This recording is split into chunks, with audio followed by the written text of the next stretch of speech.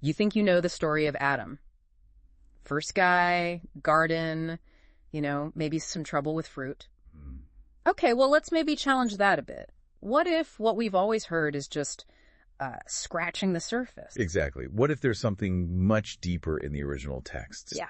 We've been looking at some really compelling source material, and, our mission in this deep dive is to pull out some, frankly, surprising insights. Surprising how? About how humanity was created. Yeah. And the real significance of family. Ideas that are right there from the very beginning, but maybe get overlooked. Okay, so forget the simplified version for a moment. We're going deep. We are. We'll look at what Adam really meant originally, beyond just a name. Okay. And the kind of work humans did before survival became the main thing. Work before survival. Interesting. And then the really profound meaning behind being created male and female, and how that points to, the family unit. All right, I'm ready. Sounds like we might have some aha moments coming.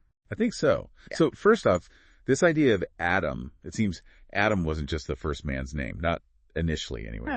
Not just name tag Adam. Apparently not. Yeah. The sources suggest it started as a general term, a descriptor, really, for humankind. Humankind, like all of us, not just one person. How does that work linguistically? Well, think about the Hebrew. There's the word Adama. Adama. It means earth or soil.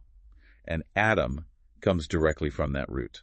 So like earthling, made from the earth. Sort of, yes. So when the text talks about God creating Adam, you can interpret that as God creating humanity. You, me, everyone. Made from the earth. Wow. Okay, that really changes things. Genesis isn't just about one guy's origins, it's about our origins. All of us. It reframes it, doesn't it? It becomes the story of all people. So every time I read Adam, it's almost like looking in a mirror, seeing the human condition right there. That's one way to see it, yeah. A powerful way. Okay, that's a big shift already. Now, this collective Adam humanity is in Eden. What were they actually doing before, the fall? Was it just lounging around, permanent vacation vibes? Well, that's the intriguing part, isn't it? The text is pretty clear. God provided every seed-bearing plant and every tree that has fruit with seed in it. Right. Genesis 1.29, I remember that. Exactly. And the interpretation here is key. Mm-hmm. This wasn't something they had to toil for. It was abundance freely given. Freely given. Yeah, the constant worry about where your next meal is coming from. Apparently, that just wasn't part of the equation yet. No farming, no hunting for survival, no Instacart, just an overflowing pantry provided. That's almost impossible to really picture. It is a very different setup. But then what was their purpose? What was the activity? Because Genesis 1.28 does talk about subdue and have dominion. That sounds like, it sounds like work, like a job. You're right to pick up on that. Mm-hmm. And if the work wasn't about struggling to survive, then it must have meant something else entirely. And the sources we looked at point strongly towards this idea of humans as stewards, caretakers. Stewards, like managing the place, being responsible for it. Exactly. Like being the ultimate gardener, perhaps, but maybe even more than that. Think about Adam naming the animals in Genesis 2. Right, the naming part. In that ancient context, giving something a name wasn't just a label. It signified understanding, knowledge of the thing, and also a kind of authority or responsibility for it. Okay. So naming wasn't trivial. It was significant. Very significant. And by giving this task, this role, to humanity, God wasn't creating passive observers. He was creating active partners, representatives, you could say. Partners, God's partners on earth. That's the implication. And that says something profound about the inherent worth and dignity given to humanity right from the start. So the work wasn't breaking your back digging for potatoes. It was this really significant role of understanding, ordering, and caring for creation. Yeah. That actually connects quite strongly with modern conversations, doesn't it? Environmental responsibility and all that. Yeah. It really does. That early concept of stewardship, it lays a kind of foundation for how humanity relates to the natural world, or perhaps how it ought to relate. Okay, that's fascinating. So Adam is humankind, work is stewardship. What about the male and female part? Genesis 1.27. Right. Male and female, he created them. Now, we often jump straight to procreation, be fruitful and multiply. Yeah, that seems like the obvious point. Make more humans. And that's definitely part of it. It's right there in the cadet. But the sources we're drawing on suggest the significance goes deeper. It highlights the fundamental importance of the family unit as a community. A community, not just a biological function. Exactly. The idea is that God deliberately chose this structure, the family, as the context for new life, a place designed for, well, love, nurture, growth. So it wasn't just about biology, about populating the planet, but about establishing this core relational structure. Precisely. It's like the formation of a healthy family within this well-provided environment is presented as a kind of high point, maybe even a culmination of the creation story.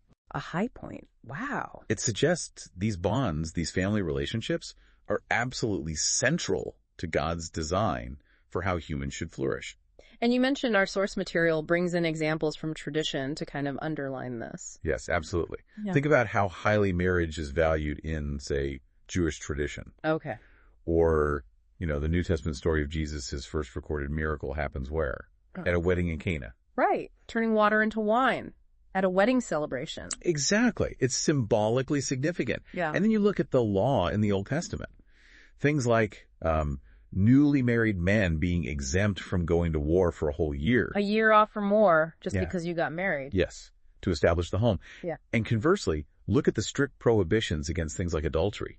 These weren't just random rules. They seem to underscore the sanctity, the vital importance of that family bond. It really paints a picture of family as, well, foundational. Not just a social convention, but something deeply embedded in the design. That's the interpretation, yes. Yeah. And the source material even suggests that faithfulness within the family, maintaining that unit, can be seen as a form of serving God. Serving God through your family life. That's a powerful way to frame it, connecting the everyday to the divine. It is. It gives those intimate relationships and responsibilities a significance that really extends beyond just the personal sphere. Okay, this whole deep dive has definitely shifted how I see these really foundational stories. It's not just simple narratives, Adam as representing all of us, early work being about meaningful stewardship, not just sweat and toil, and the creation of male and female pointing so directly to the vital role of the family. Yeah, taken together, these insights offer a much richer, maybe more challenging understanding of what it means to be human right from the beginning. It really does. Okay, here's something to maybe chew on for you listening. If our fundamental human role, as suggested by these ancient sources, involves this responsible care for the world around us and nurturing healthy, loving families, well, what does that mean for us today? What should our biggest priorities actually be? Where should we be focusing our energy? That's a crucial question, isn't it? It really pushes us to think about our responsibilities, not just to ourselves, but to the wider world, and definitely to those closest to us in our families. Definitely some serious food for thought there. Thanks for exploring all this with me. My pleasure.